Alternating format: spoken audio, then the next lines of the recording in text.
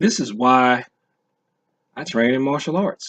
The story of legal gun ownership among Black Americans is as combustible as it is complex. And some have contended that modern gun control begins not with school shootings, but with the Black Panther Party for self-defense. Let's take a look at some of the community programs that the Black Panther Party for Self-Defense had back in the day. Number 44, they had a martial arts program. It's part of their community programs. And somebody had told me back in the day that the Black Panthers were taught kids martial arts. Didn't have any proof of it, but now we do. This is at web.stanford.edu/groups/blackpanthers/programs.html. So don't try to say, oh, this is some weird website that's just making this stuff up. Nope, this is a research project on the Black Panthers. Now let's get back to the rest of the video. Who in May of 1967 legally entered the California State House brandishing shotguns and pistols to protest a bill proposed specifically to restrict their gun rights. The visual of legally armed Black revolutionaries prompted then Governor Ronald Reagan to sign the bill into law, forbidding public carrying of loaded firearms. That and other incidents of the era prompted lawmakers to pass the first national gun control legislation of the post-war era, launching the gun debate as we know it. A debate that dogged the Obama administration, where sales exploded under the right wing's assumption that ownership would be restricted. But NBC News has found that it is African Americans that are now increasingly taking up legal arms in the Trump era. While the buyers are diverse in age and gender, the reasoning is singular. They don't trust the Trump administration to protect them from the rise of white supremacist aggression that we've seen in the past year. The need for self-defense, especially with regards to racism, did not start with the 45th president or even the 44th president. All this stuff that people are seeing now going on with police brutality, etc., this stuff has been going on for decades. We just have cell phones now. Stop acting like, oh, it's because of the new president. No, it's not. It doesn't have anything to do with him. I do not blame him. And even if you want to say he tapped into something, let's think about this. He could not tap into something that's not there. And what is there, besides racism, is a violent drive in human nature. I don't care what color you are.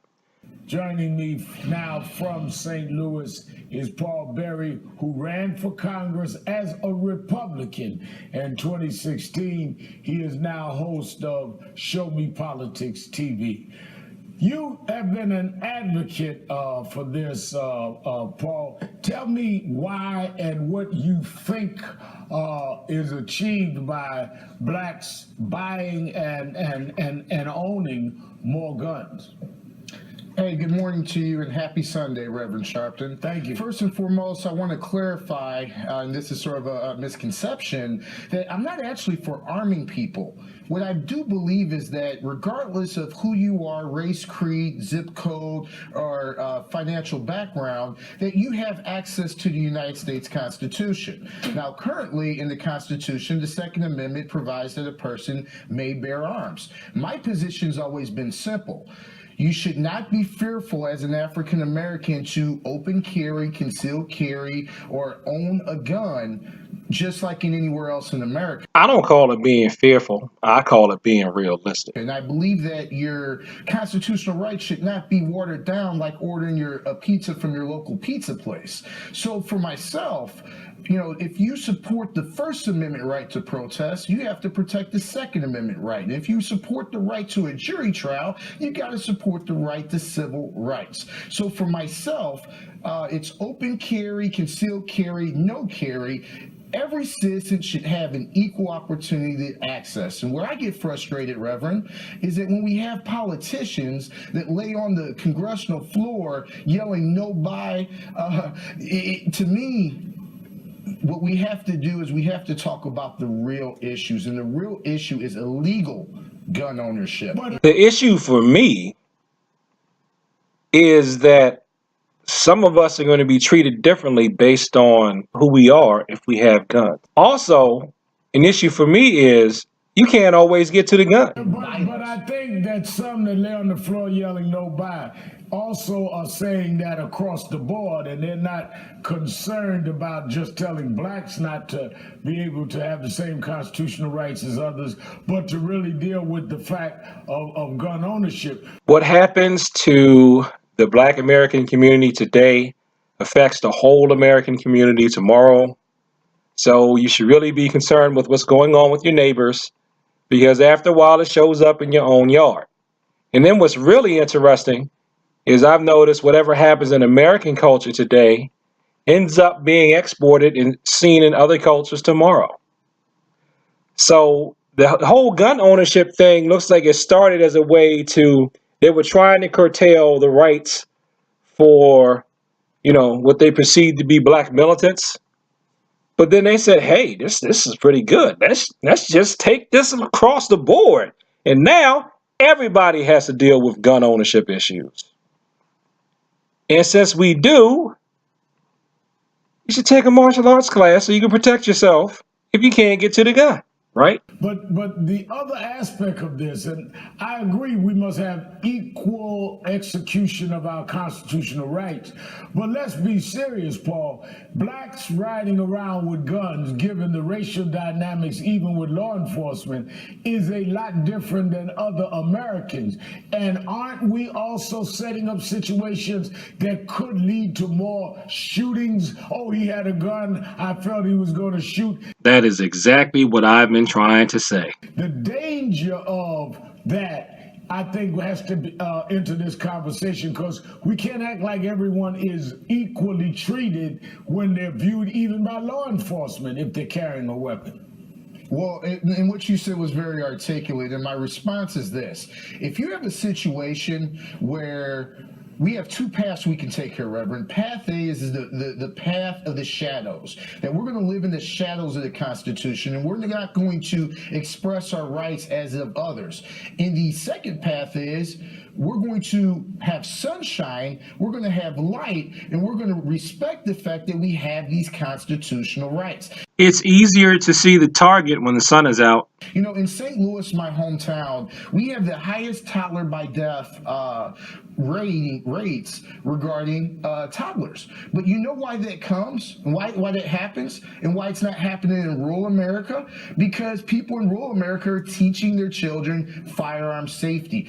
Now, I do agree with him on that, as somebody that grew up in a rural area in Maryland. Here in these urban areas, they say if you teach somebody how to be safe with a gun, that you're supporting gun ownership. And I don't agree with that. I think you're being very articulate in your answer, but you're not addressing what I'm saying, because let's put the sunlight on. The sunlight says that people are treated differently, that are gun owners, based on who they are. So I'm not saying operate in the shade. I'm saying that how people relate to people that own guns are shady, depending on their skin texture and depending on who they are, and in some cases even whether they're Muslim or not. So if we're going to put the sunlight on, put the sunlight on the disparities that plays into that. If I teach my child one thing, it is not the same as another American teaching their child, just from the optics of who has the gun.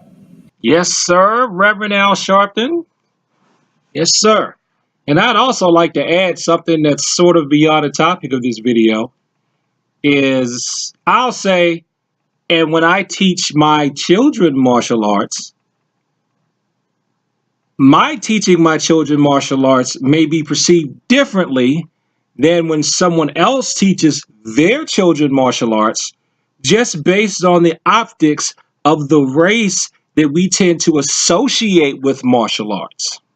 Well, how do you address this, Reverend, respectfully, how do you address the disparities if we're going to say all black people aren't going to own guns? No, because to me it sounds like they were taking our gun. Maybe by dealing with gun control for everybody, since you seemingly can't control the ending of racial disparities. There we go again. That just speaks to the phenomenon that it started off as a problem with one group, and then it ended up being everybody's problem. Let me tell you, Paul, what bothers me. Let me show you a clip of what a minister said that is not what you're saying, but this is the kinds of things that we're talking about, that I'm concerned about.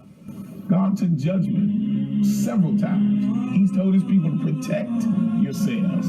He told them to look out for the enemy. So we have no problem with that when people come and say, oh, the church supposed to be a person of love. No, the God that I serve was a God of wrath, vengeance, protection, watching out for his own. The Bible says there is a time and place for everything under the sun. Scroll down a few lines, even a time to kill. But right after that, a time to heal.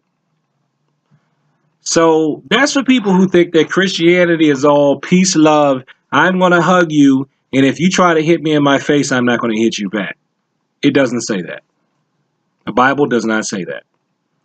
It says to turn the other cheek. That's the preferred method. You're supposed to be peaceful.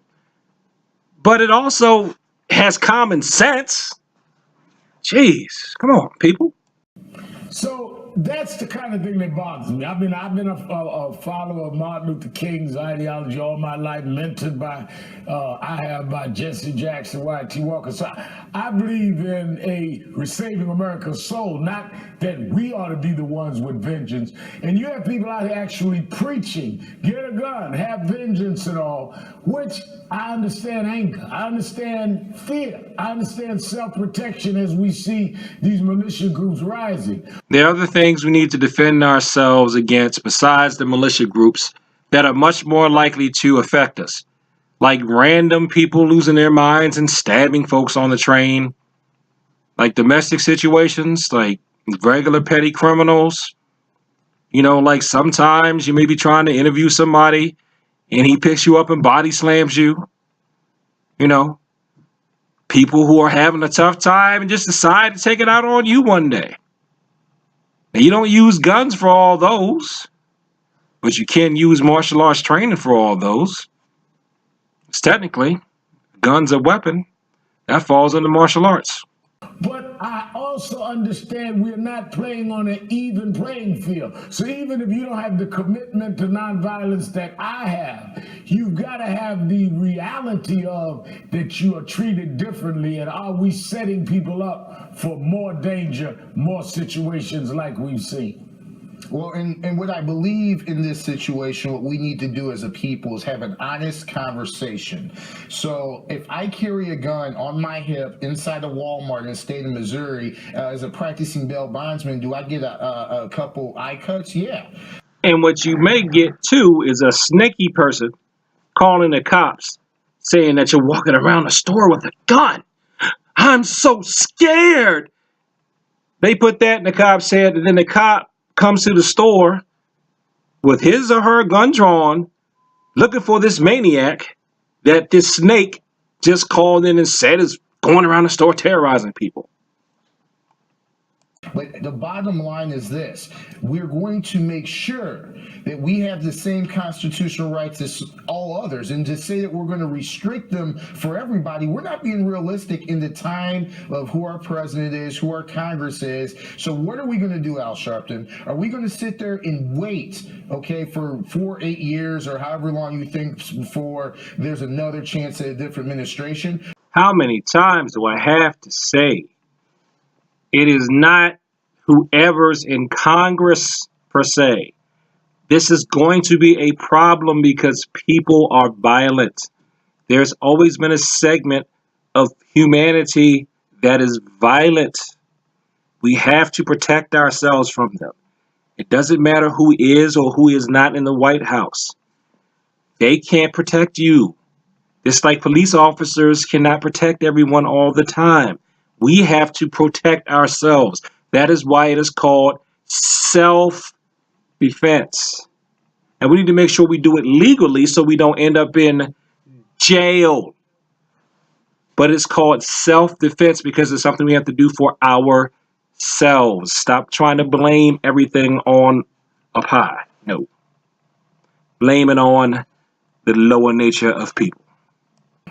St. Louis can't wait. Right now, we are the #1 murder capital of the United States. We rank higher than Honduras in murders per capita. You also where we had Ferguson where there wasn't a gun. You also where there have been other police shootings. I'm not talking about waiting. I'm talking about dealing right now, and let's not wait for them to one day say that we have equal constitutional rights when we're not protected under the present laws now without guns. Imagine if we had more of us with guns. Let's continue this debate in the future. I thank you for coming on, though. You're a very good guest. Thank you, Paul Barry. I thank you, too. Hey, happy Sunday. My mother's from Chicago says hello. Tell her hello from me. Special thanks also to NBC's Tremaine Lee for the original reporting on this story. I really want to say, first of all, I really like this debate that these guys had. But I got to wrap up the video now. And I just want to say this. What are you going to do until and actually after everyone is actually able to walk around with a gun and everyone's treated the same? What else do you think you should do? You know what I say you should do. Come and take a class for less than a tank of gas. Call 301-894-6616. You want to find out more? Go to cecilryu.org, cecilryu.org. Peace.